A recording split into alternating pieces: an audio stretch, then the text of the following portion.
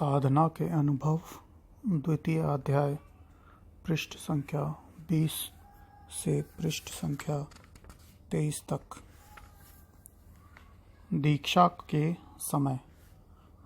के समय गुरु अपने सिलसिले की मोक्ष आत्माओं से उस साधक का परिचय कराता है और अपने सेवक को उनके सुपुर्द करता है ताकि सूक्ष्म स्थानों की चढ़ाई के समय वह उसकी सहायता करती रहें और अपने निज धाम तक पहुंचने में हर तरह से मदद देती रहें, क्योंकि आगे कई स्थान ऐसे आते हैं कि जिनमें साधक अपनी शक्ति से पार नहीं हो सकता।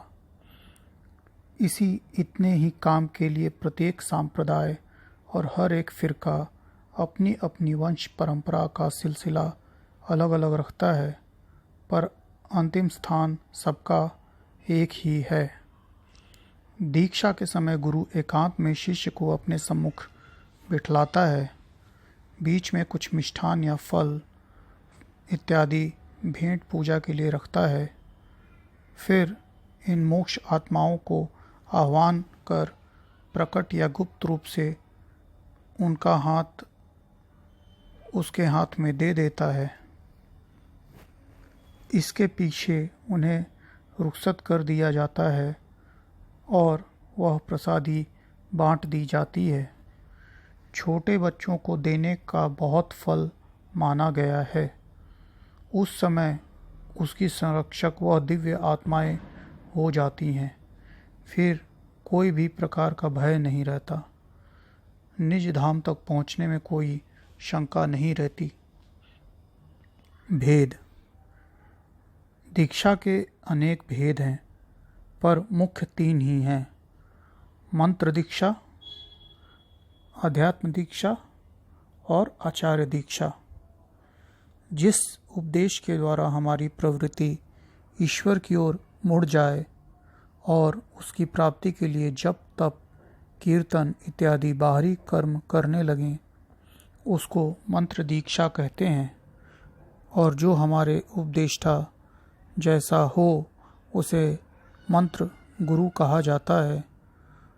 दूसरी, जो बाहर से वृत्ति को मोड़ के अंदर में ले जाना सिखाए, उपासना के अंतरीय साधनों की क्रिया दिखाई, वह आध्यात्म गुरु कहलाता है। अपने तई उसको सुपुर्द कर देना एवं उसी के आश्रित हो जाना अध्यात्म दीक्षा कहलाती है। यह 2 दीक्षाएं तो अवसर पर प्रत्येक साधक की होती हैं। बिना इनके न तो दर्शन होता है न मोक्ष मिलती है।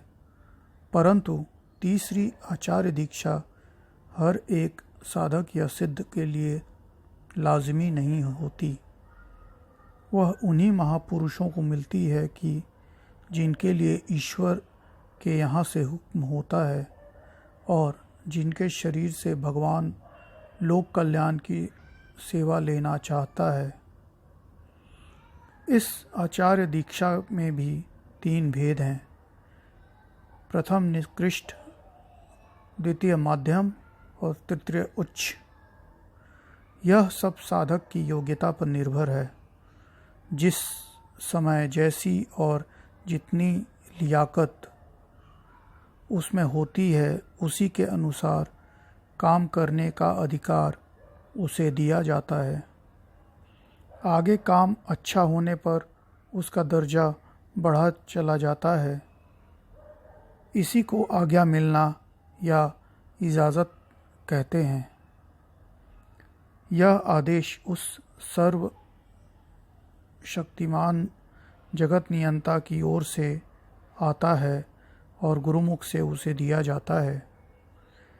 यह मालिक की नौकरी का परवाना है।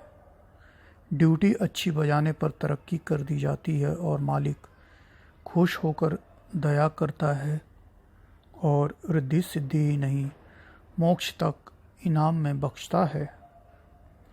गुरु भी ऐसे शिष्य से प्रसन्न हो अपना आशीर्वाद उसे भेजता है।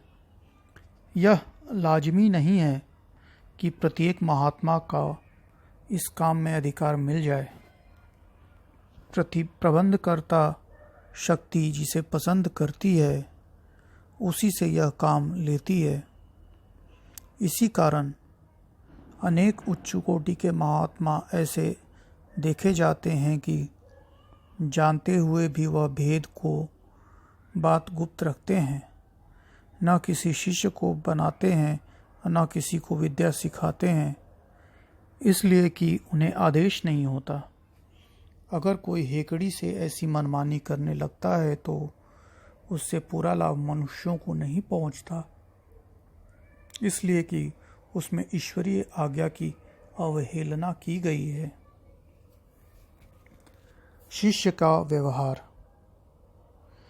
गुरु के प्रति शिष्य का व्यवहार कैसा होना चाहिए, इस पर शास्त्रों ने बहुत कुछ लिखा है। उसमें कुछ बातों को हम सुनाते हैं। प्रणाम करके पास में बैठें, आज्ञा लेकर उठें, हर समय मन, कर्म, वाणी से उनकी सेवा के लिए तत्पर रहें। किसी प्रकार का अभिमान न करते हुए नम्रता और दीनता से गुरु से बात करें। चाहे मृत्यु तक हो जाए पर आज्ञा उल्लंघन कभी न करें। सेवक या दास की भांति गुरु के स्थान में निवास करें। त्रिकाल नमस्कार करें। समीप बैठने के समय सारा ध्यान उसी ओर लगाए रहें। शिष्य को चाहिए कि गुरु वाणी को ध्यान से सुने। सुनने के समय इधर उधर की ओर टकटकी लगाए रहे। जब तक पास बैठे कोई भद्दा या बुरा विचार दिल में न आने दे। सत्संग में पैर फैलाकर न बैठे, नंगा उघारा भी न बैठे। कोई ऐसी हरकत न करे जो सभा या सोसाइटी के नियम के विरुद्ध हो। रोना धोना, काम क्रोध और हंसी मजाक की बात भी गुरु के सम्मुख न बोले। जब उठ के चलने लगे तो पीठ दिखा के न चले, इत्यादि। और भी बताया है कि गुरु से न तो कभी कर्जा ले और न उसे दे, और वस्तुओं की खरीद फरोख्त भी गुरु से न करे, क्योंकि यह दोनों काम श्रद्धा को दूर हटाने वाला है। प्रत्येक ऋषि और संत ने गुरु की महिमा अनंत बतलाई है, मगर आजकल के अंग्रेजीपन के ज़माने में इन बातों को कौन सुनता है और कौन इन पर चलता है। ऐसा वातावरण देख वर्तमान युग के महापुरुषों ने इसमें तरमीम कर दी है। वह बारी अदब या बेअदबी को नहीं देखते बल्कि दिल को टटोलते हैं। शिष्य अपने गुरु में पूर्ण श्रद्धा रखे, गुरु की आज्ञा पालन की यथाशक्ति चेष्टा करे और सम्मुख आने पर भी कोई दूसरा विचार अंतर में न उठने दे। यह 3 बातें मुख्य समझी जाती हैं।